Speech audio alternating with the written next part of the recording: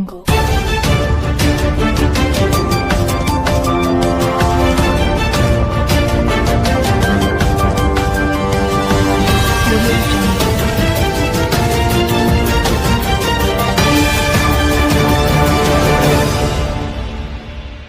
Northern part of regional ring road పోతే దాదాపు భాగ్యనగరం నుంచి 50 కిలోమీటర్ల రేడియస్ తోటి అనేక గ్రామాలు హైదరాబాద్ తోటి అనుసంధానం కావడానికి వ్యవసాయం, వాణిజ్యం, కొత్తగా రాబోతున్నటువంటి ఇండస్ట్రీస్, అన్ఎంప్లాయ్మెంట్ ని దృష్టిలో పెట్టుకొని ఈ త్రిబుల్ ని పూర్తి చేయమని చెప్పి భారత ప్రభుత్వం పలు దఫాలుగా ఒత్తిడి తీసుకొస్తుంటే దాదాపు సంగారెడ్డి జిల్లాలో 19 గ్రామాలు 19 గ్రామాల గుండా ఈ రోడ్ పోతా ఉంది. సంగారెడ్డి జిల్లాలో 25.188 కిలోమీటర్లు సంగారెడ్డి జిల్లా గుండా పోతుంటే మెదక్ జిల్లాలో 25 గ్రామ పంచాయతీల గుండా పోతా ఉంది.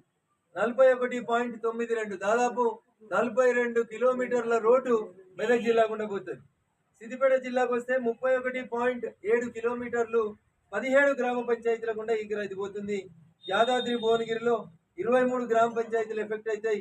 దాదాపు 60 కిలోమీటర్లు 59.701 కిలోమీటర్స్ ఈ రోడ్డు ఆ జిల్లా గుండా పోతుంది.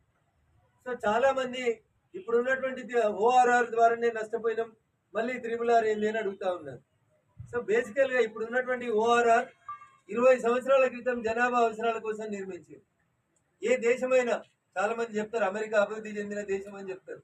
అమెరికా అభివృద్ధి చెందింది ఎందుకంటే కావలసిన ఇన్ఫ్రాస్ట్రక్చర్ డెవలప్ చేస్తే ప్రజలు ఎంత దూరమైనా ట్రావెల్ చేస్తారు, వాళ్ళకి అది సౌలతి కల్పిస్తే బాగుంటుందనే ఉద్దేశంతో దాదాపు 35 నుంచి 40 అసెంబ్లీ నియోజకవర్గాల గుండా ఈ రోడ్డు ట్రావెల్ చేస్తూ వస్తుంది.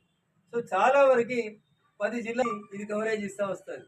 దీనివల్ల ప్రజలు తాము పండించిన పంటని, తమ వాణిజ్య వ్యవసాయ ఉత్పత్తుల్ని ఓపెన్ మార్కెట్లో ఎక్కువ కాస్ట్కి అమ్ముకోవడానికి అవకాశం ఉంటుంది. కాబట్టి గిర్మాపూర్లో కొంత భాగం, నర్సాపూర్ నియోజకవర్గంలో ఉన్నటువంటి రెడ్డిపల్లి వద్ద కొన్ని అపోహల వల్ల రైతుల నుంచి కొంత ఇబ్బందులు వస్తూ ఉన్నప్పటికీ కూడా అక్టోబర్లో దసరా పండుగ సందర్భంగా ఈ త్రిబుల్ ఆర్కి శంకుస్థాపన చేయాలనేటువంటి దిశగా భారత ప్రభుత్వం ఆలోచన చేస్తూ ఉంది. కాబట్టి ఎక్కడైనా ల్యాండ్ ఎక్విజిషన్ కు సంబంధించి కానీ లేదా పేమెంట్ కంపన్సేషన్ పేమెంట్ విషయంలో కానీ ఏమైనా ఇబ్బందులు ఉన్నట్లయితే ప్రజలు కొంతవరకు అర్థం